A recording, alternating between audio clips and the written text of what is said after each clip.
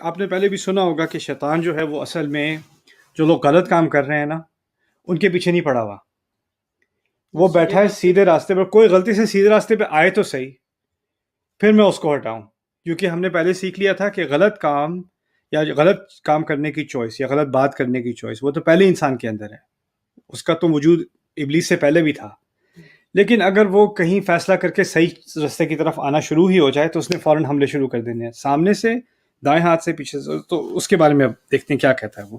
ثم لآتینہم من بین ایدیہم، میں پھر ان کی طرف حملہ کروں گا، ان پر آؤں گا بالکل ان کے سامنے سے، بالکل ان کے سامنے سے. یعنی اس سے معنی تو اس کے کئی ہیں، لیکن ایک معنی کم از کم اب لے لیتے ہیں کہ جب انسان صحیح راستے پر آتا ہے نا تو جو جیسے ہی ایک صحیح کام کرے گا تو فوراً اس کو مشکلات آ جائیں گی، فوراً اس کے ارد گرد لوگ بھڑکنا شروع ہو جائیں گے، یہ کیا کر رہے ہو، اتنے ایکسٹریم کیوں ہو رہے ہو، یہ کیا کر رہے ہو، وہ کیا کر رہے ہو.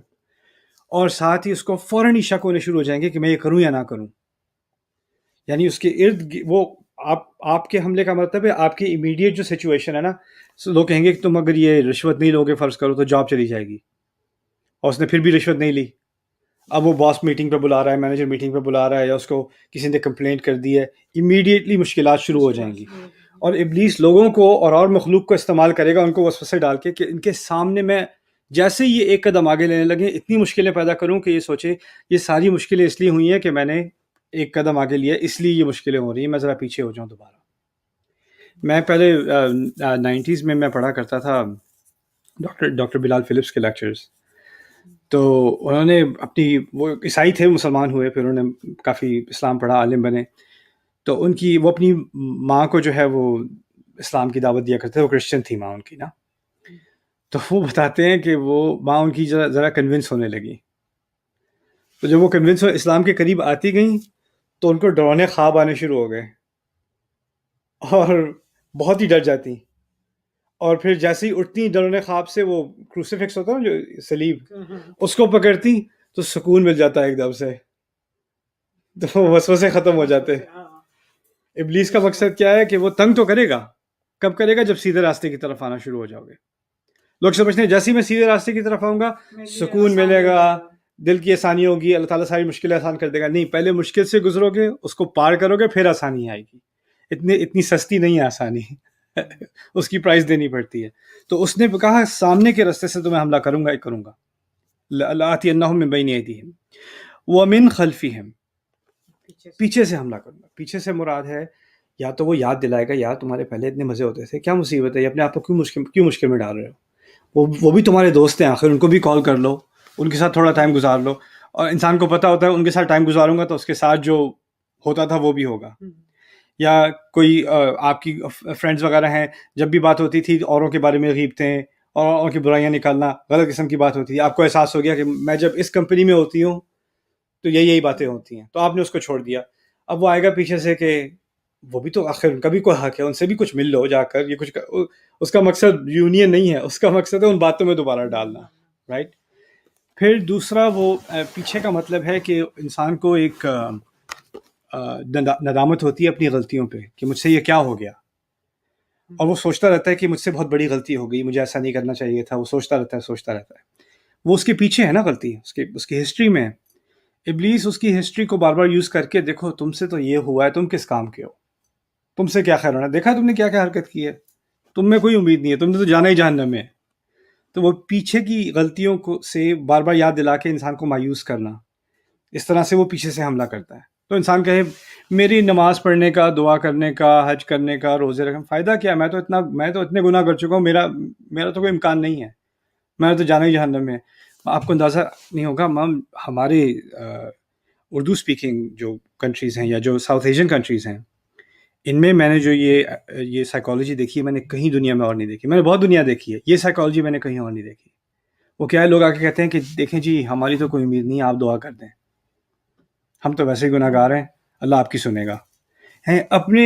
اپنے آپ سے مایوسی ہے بالکل، کہ میں تو کسی کام کا ہوں ہی نہیں، مجھ سے جو غلطیاں ہوئی ہیں اس کی وجہ سے میری کوئی حیثیت ہی نہیں رہی، رائٹ.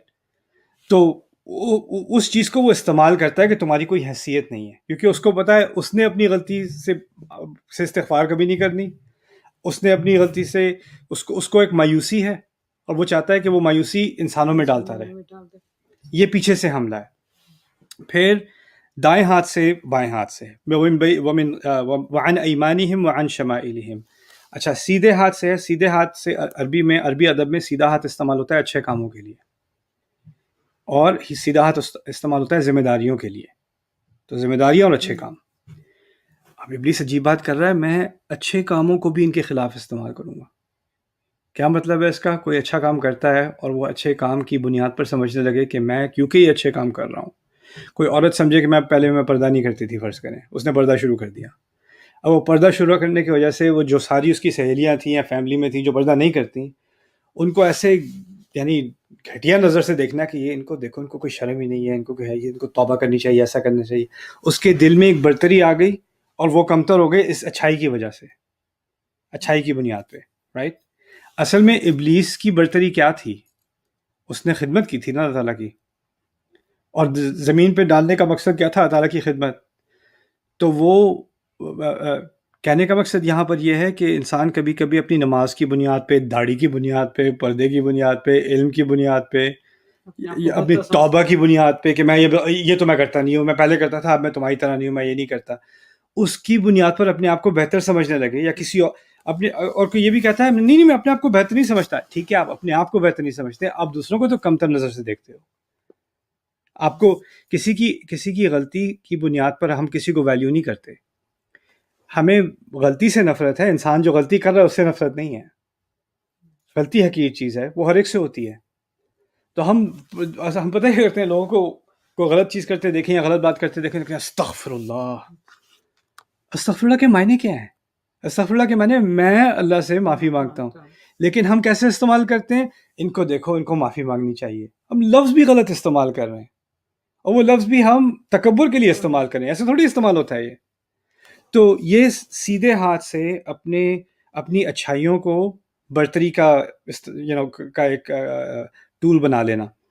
پھر سیدھے ہاتھ سے ایک اور چیز بھی ہے کہ جب انسان اچھے کام کرتا ہے تو شاید اس کو یہ گمان ہو جائے کہ میں تو اب ٹھیک ہوں, اب تو میں تو خیر اب نماز بھی پڑھ رہا ہوں, میں تو سیدھے راستے پہ ہوں, الحمدللہ اللہ تعالیٰ نے مجھے سیدھے راستے پہ ڈال دیا.